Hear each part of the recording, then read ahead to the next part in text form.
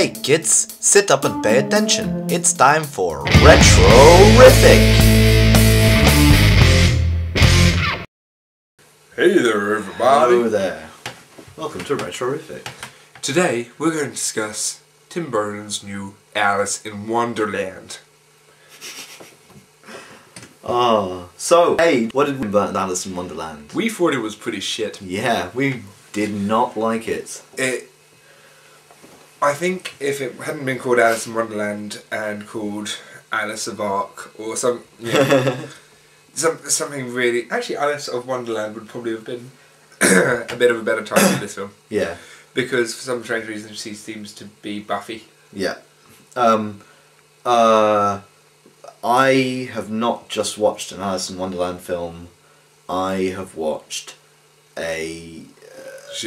Generic, thank you, that's the word. A generic fantasy adventure film based upon characters and situations from Alice in Wonderland.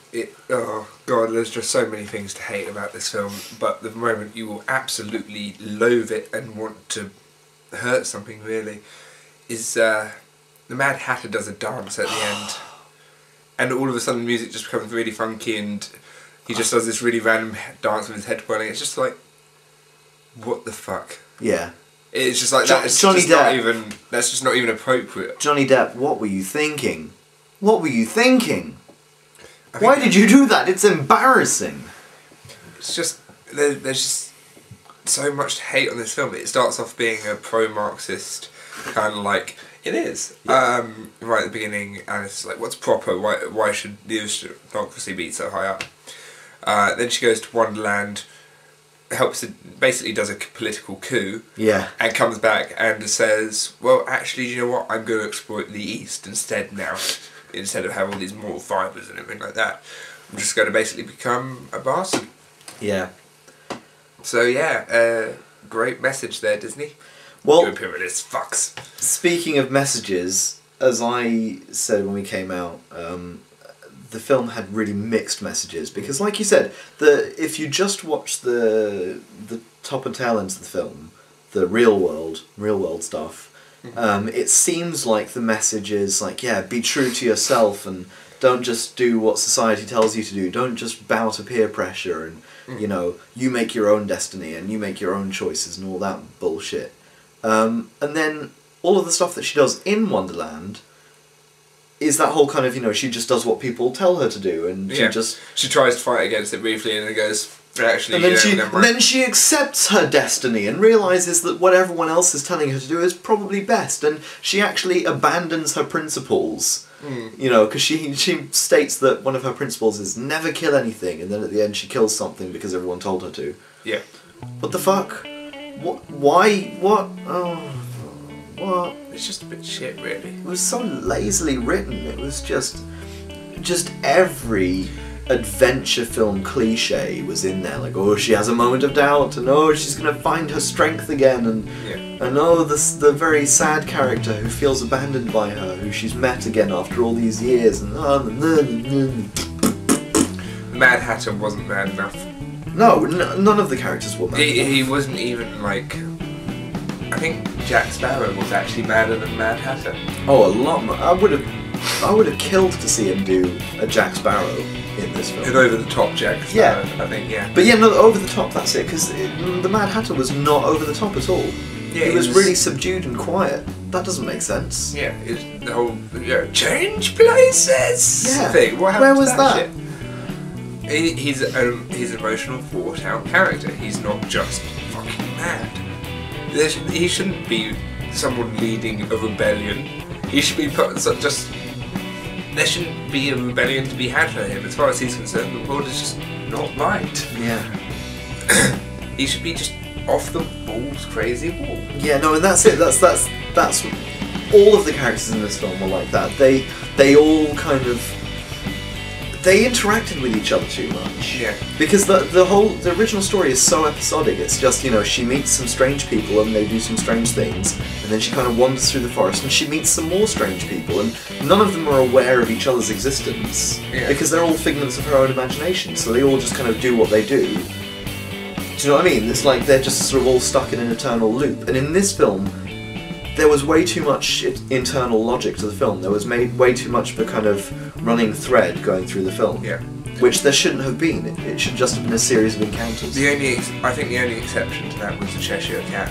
Yeah. I thought the Cheshire Cat was fantastic. Yeah, I liked him. Stephen Fry was perfect. Because he was the only character who wasn't really involved in the story. He wasn't part of the rebellion. He shows up from time to time completely randomly, does some shit, and then disappears. Which sounds like a really bad... You know, in some films that would be absolutely awful. In this, it's the only thing that makes actual sense from previous experiences. From the point of view of the original text. It's basically, Wonderland shouldn't be subdued and normal. It shouldn't have a realistic explanation. Alice just kind of goes, this is a bit weird. Yeah. Yeah.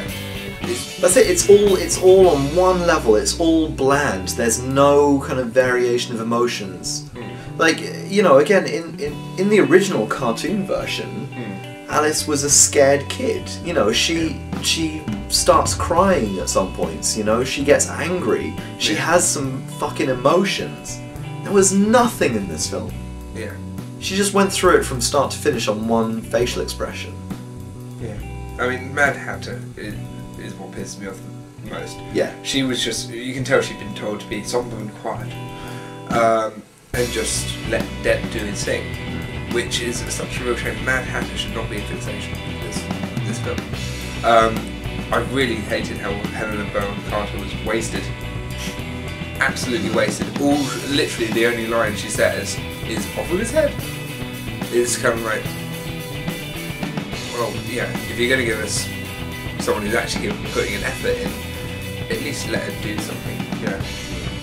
Oh, and on a side note, how annoying is it that they decided to call it Underland instead of Wonderland? And if they did that, you know, if suddenly we're to believe that the name of this place is Underland, and it's actually a real place, and that she just misremembered it, why is the title Alice in Wonderland? Yeah. Why do that? That's unnecessary. And they unnecessarily changed the text of the poem Jabberwocky, which really annoyed me because I spent a while studying that poem. And it just made so many mistakes that, it annoyed me, it made me angry, and it bored me, all at the same time. And I've not been this disappointed with Tim Burton since Planet of the Apes. Yeah. It's been a bad day. Yeah. So what are we doing next? I don't know what we're doing next. What do you want to do next? Do you want to do... I think we should do Kick-Ass next. Kick-Ass? I think Kick-Ass is going to kick our ass. Yeah, let's hope so. I really needed a good film after that. Boring piece of shit. True. Very true. Do you have any last words? I really wish I could hear Tim Burton's last words right now, okay? I suffered through that film. It literally, actually gets worse the more I think about it. So let's stop thinking about it tonight. Yeah, let's stop. Okay. Take care, guys. Bye-bye.